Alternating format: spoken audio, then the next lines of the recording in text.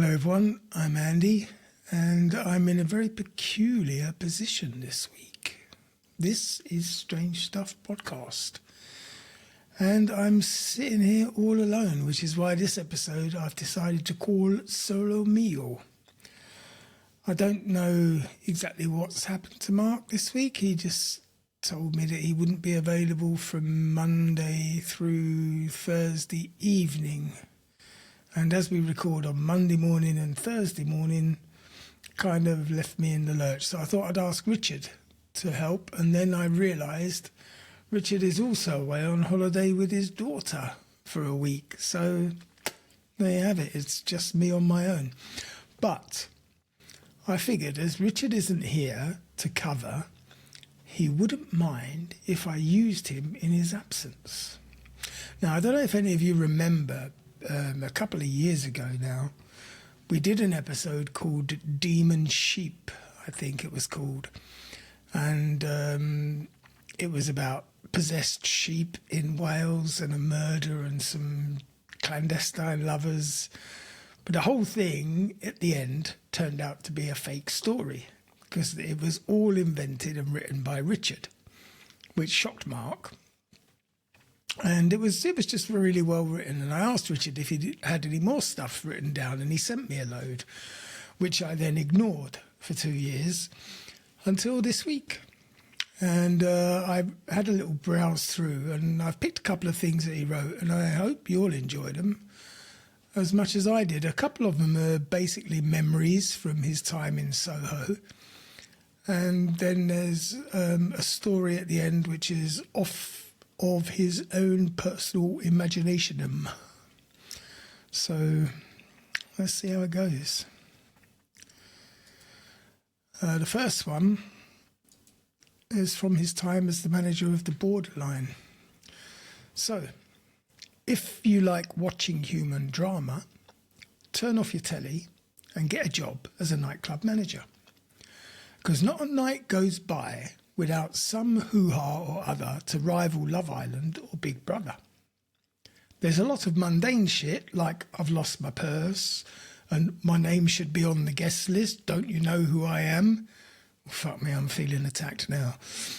But that's interspersed with sex pests that have to leave, a couple who've decided to end their relationship at the bar, coked up wankers who got busted snorting in the loos, fights over who's fucking who, asthma attacks, diabetics who forgot to take their insulin, dance floor injuries, and prima donnas of every shape and size looking for attention. Now, after a while, this stuff becomes your norm. It's just your bread and butter, quickly forgotten. You're always living in the moment, so once a problem is dealt with, you move on to the next one, and most don't make it to your long-term memory. Every so often, though, you get a real doozy that stays with you forever. It was the 90s, and I ran a club in Soho. It was the era of grunge and Britpop, New Labour and cocaine. Everybody was partying like it was 1999, and it was all beautiful and marvellous, as long as you didn't look too closely at the cracks. Thursday night was rock night.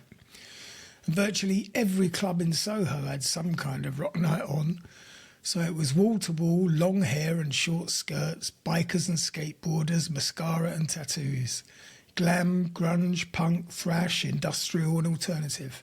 If they were into rock, they were out on a Thursday. This particular Thursday, I was called to the door to deal with a fight.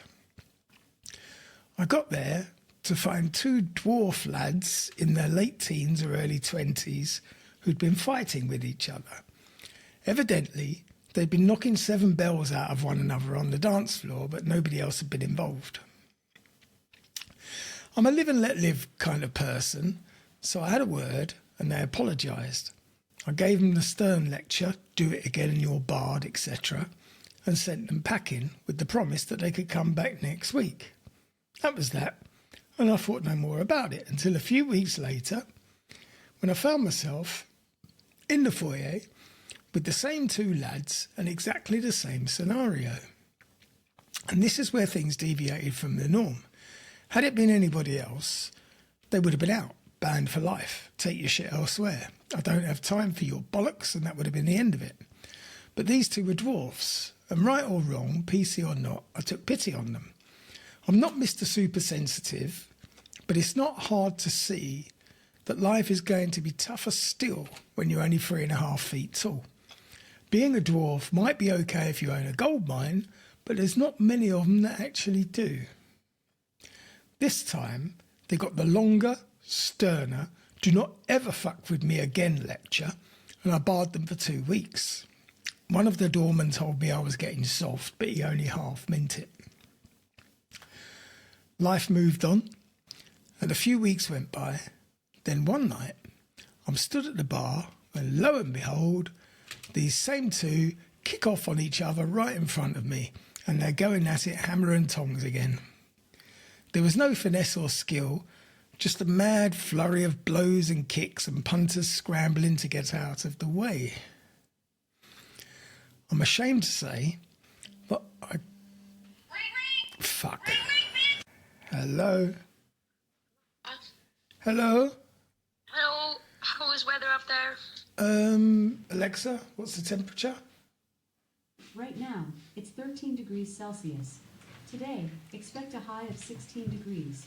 It's sort of a bit rainy looking, but it's not raining. I'm packing, I need to know what I'm gonna wear. Well, it's been sort of horrible the last couple of days, to be honest. Okay. Yeah, I would say clothes, definitely clothes. Wherever. Yeah. Speak. I would talk to you longer, but I'm actually recording. You're on tape at the moment. Sorry, well, tell Mark hi. I'm gonna get back to packing. Oh no, Mark's disappeared. It's just me. Is it Richard? No, Richard is also away on holiday with his daughter. So is it just you? It's just me today. Fuck yeah. Yeah, Well, say hi to yourself then. I will. Thank you. And I'll see you soon. Bye-bye. Okay, bye-bye. Yeah, sorry about that. Okay, where were they? I'm ashamed to say that I grabbed them both by the scruff of the neck like they were a couple of schoolboys. What the fuck was I supposed to do? The keg room was the nearest place, so I dragged them both in there. What the fuck gives with you two? I yelled. You've had 2 more chances than most, yet here we are again. Why the fuck do you keep doing this? We've got nowhere else to fight, mate, one of them replied. And that sort of threw me a bit. What do you mean? You've got nowhere else to fight? How often do you fight? Why are you fighting in the first place? What the fuck? It's complicated, mate, says the other one. That's okay. I can follow complicated, I replied. And if I don't get some kind of explanation, I'll have no choice but to ban you for life, you understand? I got an animated chorus of, no, mate, please, mate, don't do that. We got nowhere else to go. Are you banned from all the other clubs, I asked? Yeah. For fighting? Yeah. I should have just kicked him out, but some deep-rooted parenting instinct in me saw 2 small kids, not a couple of pain-in-the-arse adults, and I asked, why do you fight, lads, and why always each other? One of them jabs a thumb at the other and says, he's me best mate, and he's fucking my ex-girlfriend. She dumped me for him. That's awkward, I said. Innit, said the other. So why hang out together, I asked. 'Cause dwarf best mates ain't that easy to find, said the first one. Or dwarf girlfriends, said the other. Fuck you, screamed the first one, and off he went again, arms windmilling and me climbing on beer kegs to avoid getting hit. Oi, I shouted, cut it out or you're out of here. They stopped throwing punches, but then they pushed each other and I nearly burst out laughing because the whole thing was pretty surreal from the off, but the pushing and shoving made me think of Time Bandits and I nearly wet myself. What? I'm only human, for fuck's sake.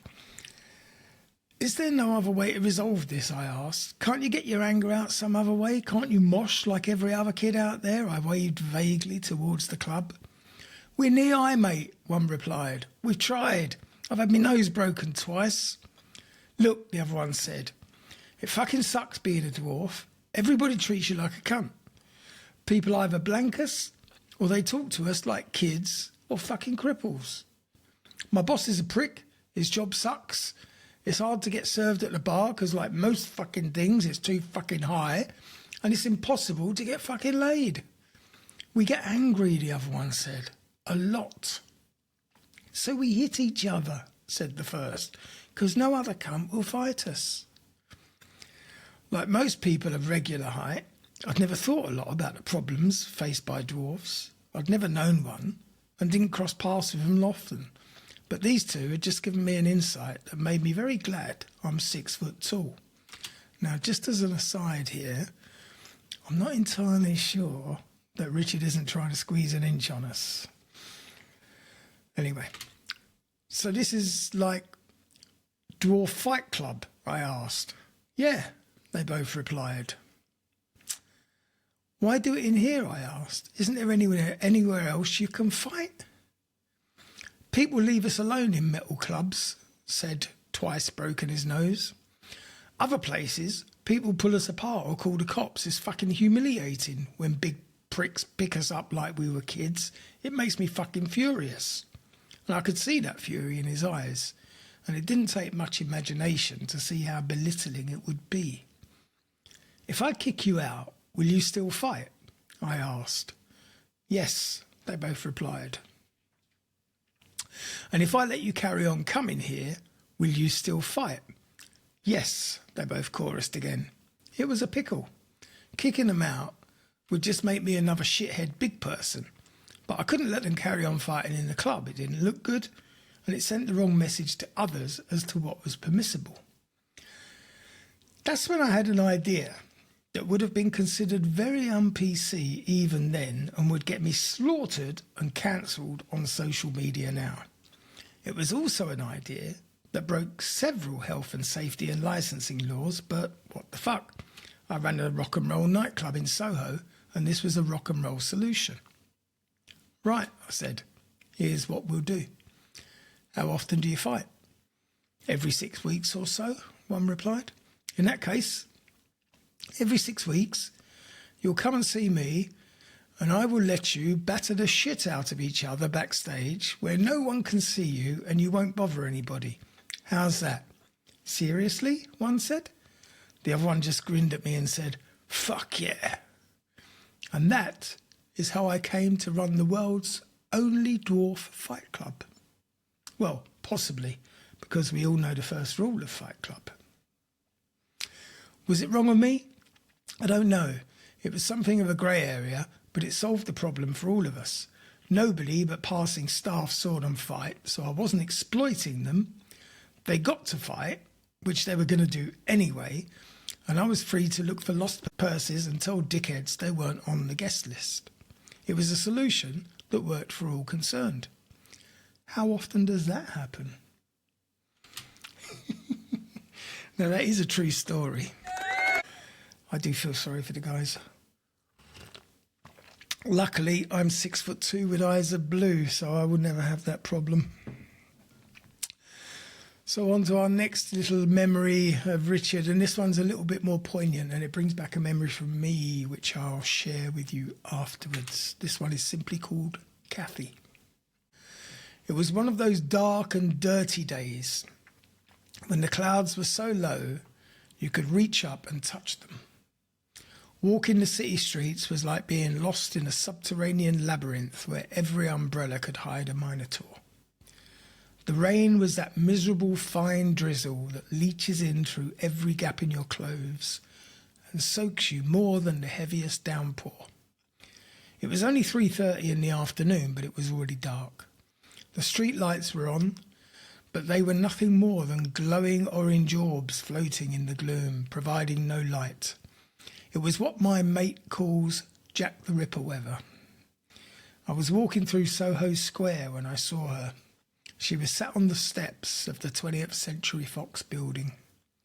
Initially, she was just a wraith in the gloom, an indistinct blob bathed in the wan light of the famous movie logo. But as I drew closer, I saw she was a young woman, hugging her knees and sobbing her heart out. She was sheltering as best she could in a sunshade beach tent, and between that and the rucksack, She was clearly another of London's growing army of homeless wretches. "Are you all right?" I asked. "Is there anything I can do to help?" She looked at me and then looked down, embarrassed, as only an English person can be when caught expressing such emotion. She stifled her sobs, trying to wipe away the tears with her wet hands and trying to tidy her sodden hair. That last gesture, along with the fact that her clothes and rucksack were in relatively decent nick, told me she hadn't been on the streets for that long. "I'm okay, thank you," she got out between half sobs, still trying to wipe her eyes, but only succeeding in making them wetter. "The rain and the gloom made me miserable. I'm sorry." "You've got nothing to be sorry for," I said. "Being homeless is enough to make anyone cry, even on a sunny day. In this weather, it must be hell." "It's awful," she said, choking on the words as another sob escaped her. "I've never been so miserable in all my life." The expression on her face near broke my heart. It was like watching a kitten drown. "Have you been on the streets long?" I asked. She wiped her nose on her sleeve. "Almost 3 months," she replied. "How did you end up here?" I said, "if you don't mind me asking. You don't look like the type to end up homeless." She started to cry again. I waited as she calmed herself. "I was a teacher's assistant," she finally said between sobs. "I worked in a primary school in Finchley. I was there for 4 years, but government cuts meant they couldn't afford my job anymore, and I lost my job just before Christmas." She fought back more tears, and I didn't know what to say. I didn't have any savings, and when I explained to my landlord why I couldn't pay the rent, he kicked me out. "I'm not sure he was allowed to do that," I said. "I don't think so either," she replied, "but he suggested that we could, instead of rent." She looked down, embarrassed and ashamed, as if this was her fault. "Jesus Christ," I cursed, appalled by her words. "Is there no decency left in this bloody country?" "Not of late," she sighed. "Don't you have any family you can stay with?" I asked her. "My mum died 2 years ago," she said, quietly, the words clearly still painful. "I went to stay with my sister, but she doesn't really have the room, and her husband started flirting with me. We had a massive row, and she kicked me out." "Christ, that's harsh," I said. "Does she know you're on the streets now?" "She's 7 years older than me, and we have different dads. We were never close, and she didn't really want me there in the first place. Ever since Mum died, she just didn't really want to know." "And your father?" I asked. "He left Mum when I was a baby. I've never met him," she shrugged. As usual, when confronted with the misery of life, I wanted to wave a magic wand and fix all her problems. Sorry, my cat's killing me. But as I didn't have a magic wand, I did the only thing I could and gave her £20. She looked at me in amazement and said, "Are you sure?" I nodded. She beamed at me, held up the note, and then hugged it to her chest like a child with their favourite teddy bear. "Thank you, thank you, thank you," she said. "You have no idea how much this means to me." "Will it get you into a hostel for the night?" I asked. "Oh no," she said. "I don't like those places, too many weirdos. No, this is much better. Tonight I will be an adult for the first time since I became homeless." She gave me a sour look and said, "The worst thing about being homeless is the humiliation of paying for everything in coins. I feel so pathetic counting out pennies while shopkeepers give you that look like you're just an annoying child. There's no dignity in counting out £4 or £5 in coppers and 5p pieces. I hate it. It takes so long, and I feel myself shrink because the shopkeeper looks angry, and I know the people behind me are cursing me for making them wait." She shivered and then smiled at me again. "I'm going to keep this safe tonight. I know a place to sleep, and I will sleep well for the first time in months, knowing that in the morning I will be able to pay for breakfast like a grown-up and still have a £10 note in my pocket." She gave me a cheeky grin and started packing up her shelter. In moments, she was ready to leave. "My name's Cathy," she said, taking my hand in both of hers. "Thank you for your kindness. I shan't forget this." "Take care of yourself, love," I replied, and she was gone, swallowed up by the dark and the rain. I walked through Soho Square the following day, but she wasn't there. I kept an eye out for her over the next few weeks, but I never saw her again. I think of her often, and I hope that she made it to a better place. Now, I remember one particular New Year's Eve, I was out with my old mucker, Scouse Mick, and we'd probably had a blinding party night, no doubt. And we were walking the streets of Soho, probably 4 o'clock in the morning, and there was a guy sleeping in a doorway, wrapped in a sleeping bag, and it was bloody cold. Anyway, me, being Mr. Good Samaritan, started prodding him, scared him awake. He must have shit his pants, thought he was going to get his head kicked in at 4 o'clock on New Year's Day. Woke him up and gave him a £20 note. And he was very grateful. He put it away and then turned back over and tried to go back to sleep, I guess.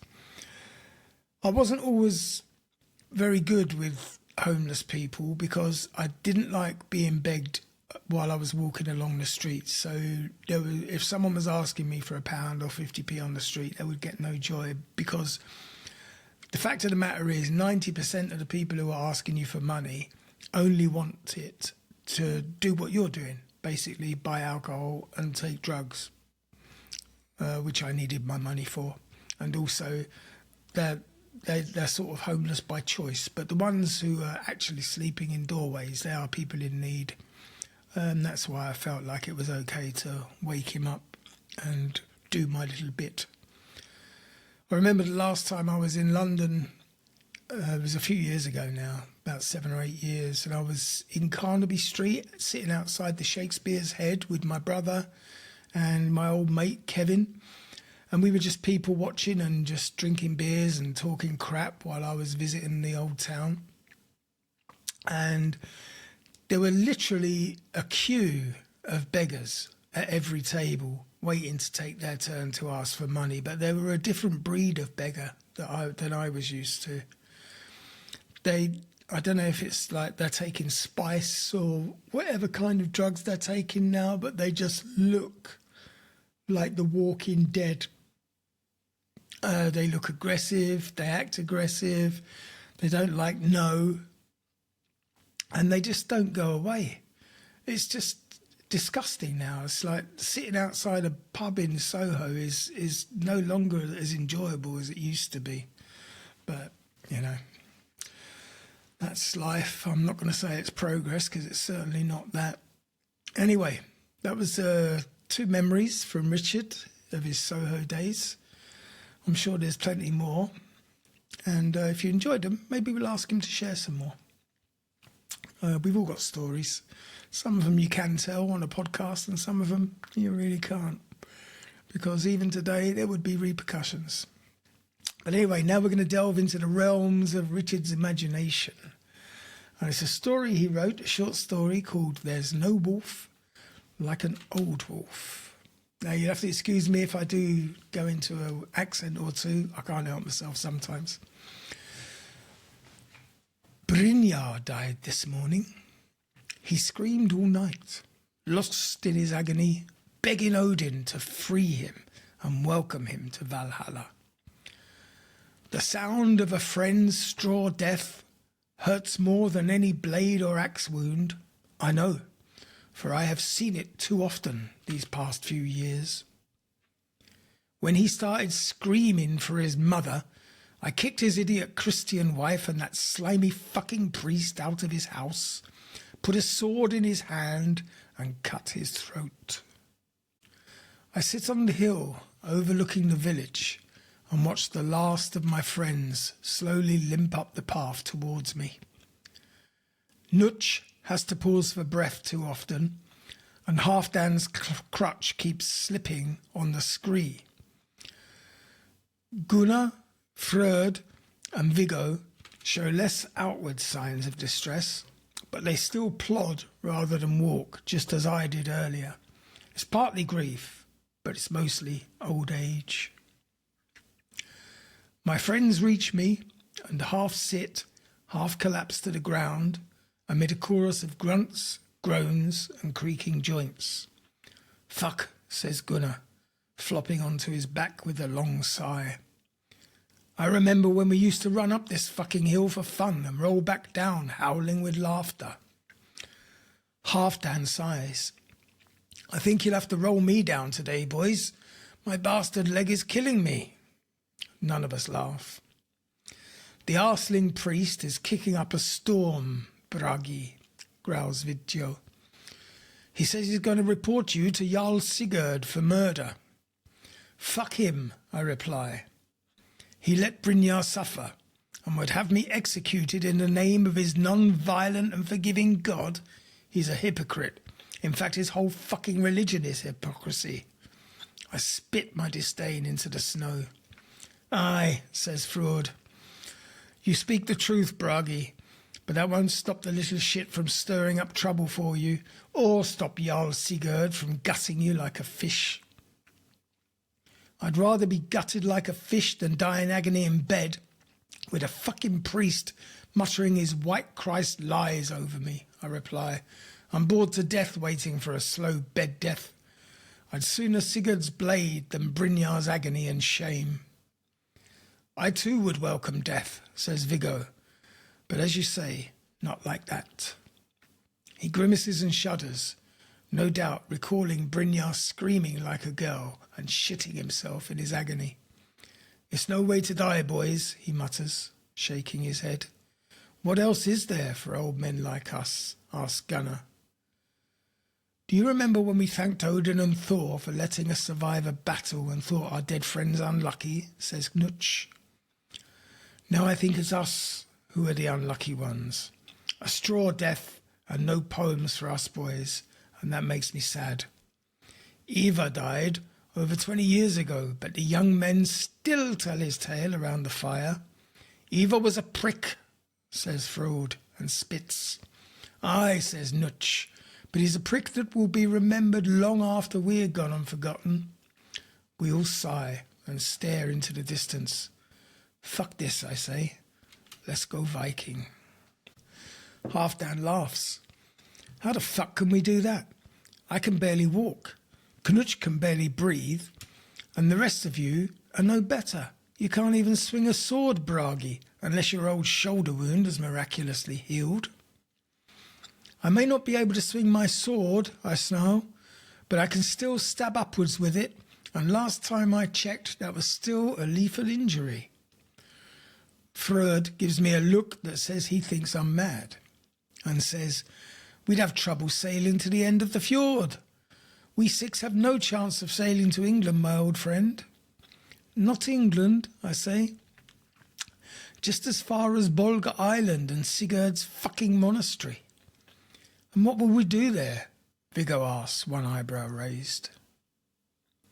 Sack it. Kill the monks and burn it to the fucking ground, I say. What else? That'll piss Sigurd off right royally, laughs Viggo. I'd pay all my gold to see his pinched and pious rat face if he heard that news. Halfdan laughs. Aye, that would be a sight worth seeing, and we just might.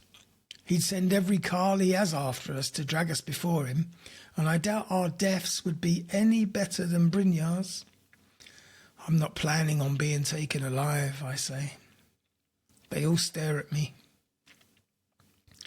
You're serious about this? Viggo asks. I am, I say. I'm done waiting for death, getting stiffer and more infirm each day. Last week, I woke needing a piss, but it took me so long to get out of bed, I pissed down my leg. I'm fucking glad my Freya isn't alive to see me soil myself. Halfdan shudders, and I suspect something similar has happened to him. So what's the plan? Vidjo asks. We raid and destroy Sigurd's monastery and then wait for him to come and slaughter us? Nope, I reply. If we're going to do this, let's give them something worth writing a poem about. Let's give them a story worthy of telling by a skald. How?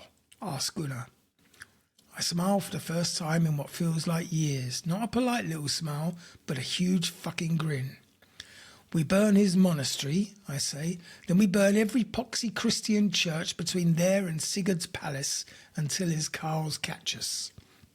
And then we fight the fuckers to the death and earn our place in Valhalla. Halfdan laughs.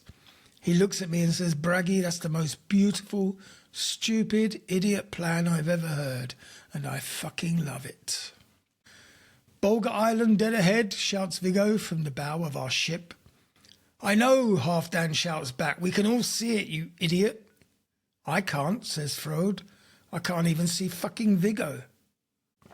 Lucky for you, the enemy will be up close when you skewer them, I laugh. It's been a glorious 4 days. We've had the wind in our sails, the sun has shone, and the waves have been kind and gentle. We feel more alive than we have in years.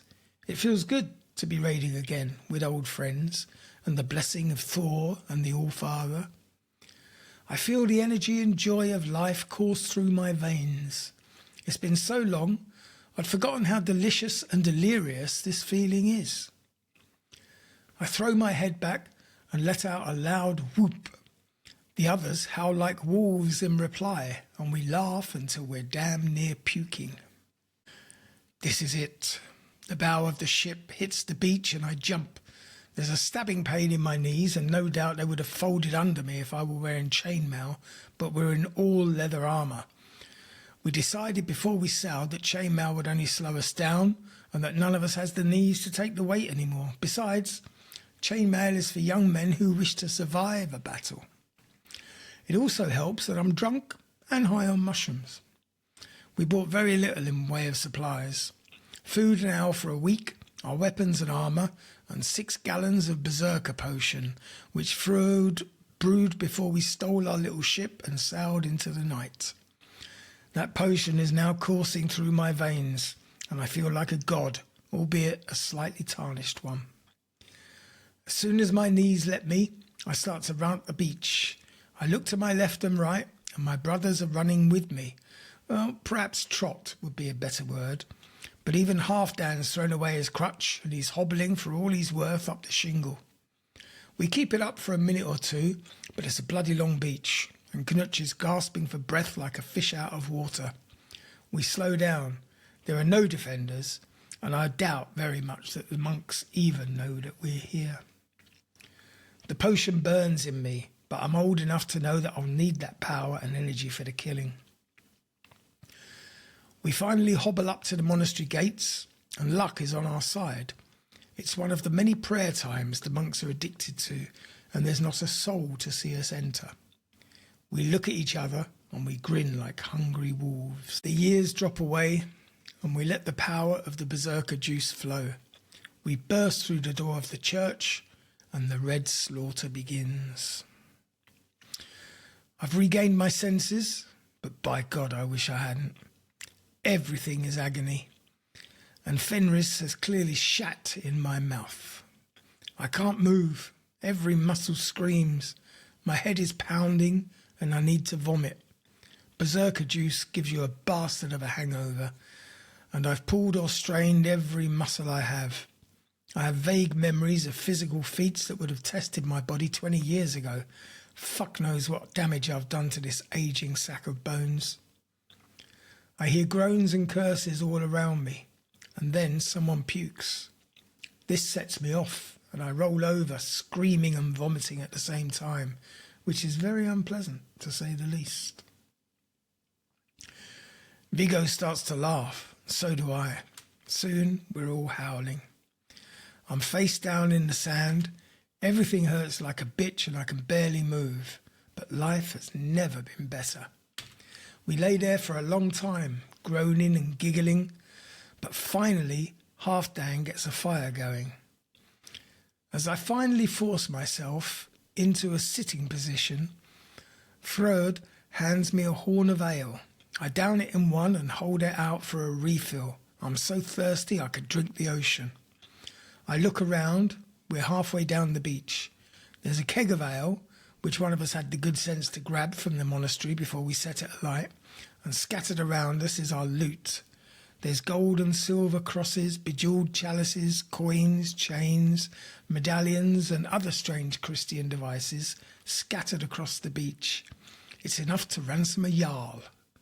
We're rich boys, says Knutsch, raising a gold cup in salute. Aye, we are, says Gunnar. But we fuck all to spend it on. What are we going to do with it? Bury it, says Freud. We bury it, then we tell as many people about it as we can. Let the fuckers hunt for the wolf horde for years to come. It will make a fine addition to our saga. Ha! You're not as dumb as your mother said you were, Freud, laughs Halfdan. But you're digging the bastard hole. My back is fucked. For the rest of the evening, we drink the monks' excellent ale and eat their food, bathed in the flickering light of their burning monastery. I hurt in ways I've never imagined possible, but this has been one of the best nights of my life. Excellent ale, good food, and the best friends a man could ask for. This is a taste of the joys of Valhalla, and if it's half as good as this, I look forward to getting there. It's the wolf light before dawn, and we're hobbling into our 6th Christian settlement. What better time for the old wolves to attack? And it hides the fact that we can barely walk. The berserker juice will kick in any minute, but it's all taking its toll. My right shoulder is agony, and I can hardly move my arm. My left hip is a ball of pain, and my neck is so stiff I struggle to move my head. I also have fucking piles, and my arsehole is itching like a bastard. The others are faring no better. No doubt the villagers are expecting us. Word travels far quicker than we do. I doubt they'll try and stop us, though. We killed 2 young converts in the second settlement we attacked. They tried to defend the church with swords and prayers, but fuck all skill or experience, and they died quickly for their efforts. We made it known before we left that place that we regretted their deaths, and that our argument was with the White Christ and his lick-spittle servants, not our own kind. We also gave them all the gold and silver that we stole from the church, and that proved to be a most excellent balm for their sorrow. Since then, no one has stood in our way. At the 4th settlement, those who follow the true gods gave us food and ale, and an old woman gave me a pot of sheep liniment and a lecherous wink, both of which helped loosen my aching joints. Every settlement has given us provisions since. Jarl Sigurd is clearly not a popular man, and respect for the old gods is still strong. It's a pretty enough church, says Freud. Prettier still when the fucker's burning, snarls Gunnar. He grunts as he hefts his axe, but his eyes blaze with joy. Today, the old wolves die. Thank Odin for that. I never wish to sit on an oak plank and pull an oar again. We all hurt. Everything is pain. Piles, sores, rashes and swollen joints. Today, we go to Valhalla and leave the trials of age behind. This is our 11th settlement, and finally, Jarl Sigurd's men are waiting for us. Took the fuckers long enough. We stand on a hill, overlooking the village, and howl like wolves, and cough like the old pricks that we are, as the sun crests the horizon. Below us, Sigurd's men rush from various huts and arm themselves. We don't have the energy to walk down to them, so we wait. Besides, we've set some sneaky traps for the Christian bastards, and we want to see how well they work. They won't kill many, but it will add to our legend, which, I'm glad to say, is becoming a saga fit for any feast hall. 4 villages ago, we heard the story of our 3rd raid. We slaughtered 100 Christian soldiers, they say. Perhaps we did. Things are hazy on berserker juice, and it's easy to miscount 6 priests when the air is thick with smoke and the cowards keep running around like headless chickens. By the 9th village, we'd killed thousands with our bare hands. That made us grin like idiots. It's good to know that we've written a tale that will be told around the fire and that our names will not be forgotten. What are you if you have no saga to be remembered by? Here they come, says Viggo. I can fucking see that, snarls Halfdan. I wasn't telling you, you prick, smiles Viggo. I was telling Fraud. He won't see them until they tread on his toes. Fuck you and the squirrel that sired your arseling, Frode replies, shoving Viggo and nearly knocking him off his feet. Don't fall over yet, you old fool, I say. Let's try and inspire some fear in these fucking idiots. Oh, they fear us, Gunnar smiles at me. I can hear their rancid Christian piss running down their legs from here. These poor fools are facing legendary warriors, Bragi, and they're close to shitting themselves. You hear that, you arseling pieces of cow shit? He shouts. You're about to fight true Norse warriors, and we'll only let one of you live so you can tell the story to that crab-infested fool that you call a Jarl. More than a few of them hesitate. They don't look happy, but they keep coming. Even young fools know it's grim to face men who are ready to die. I wish I could have got laid one last time, says Knutch wistfully. Ha, says Viggo. Your cock wouldn't know what to do with a cunny if it bit you. There'll be plenty of cunny for all in Valhalla, I say. Then let's hope my fucking wife's not there, growls Halfdan. It's hardly the funniest joke in the world, but Frode starts to laugh, and soon we're all laughing fit to burst, and the enemy are just a blur through my tears of mirth. Sigurd's carls look terrified now, but to their credit, they charge. I look around me at my band of decrepit old wolves, and I say, it's been a pleasure, my brothers. I'll see you at Odin's table for tonight's feast. Now, let's show this bunch of Sansadin how old warriors die. Shield wall!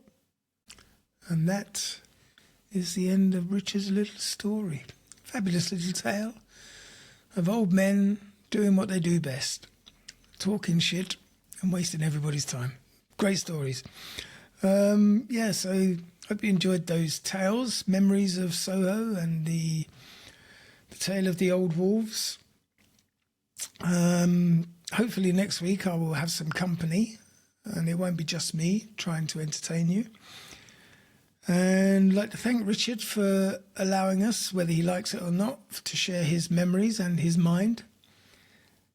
And have yourselves a strange week. Don't do anything I wouldn't do. Please make memories and share them with others in a poetic and somewhat literary way. But I don't know, don't go sacking churches and killing Christians unless you really, really mean it. In the meantime, see you next week. Have yourselves a good one. Bye for now.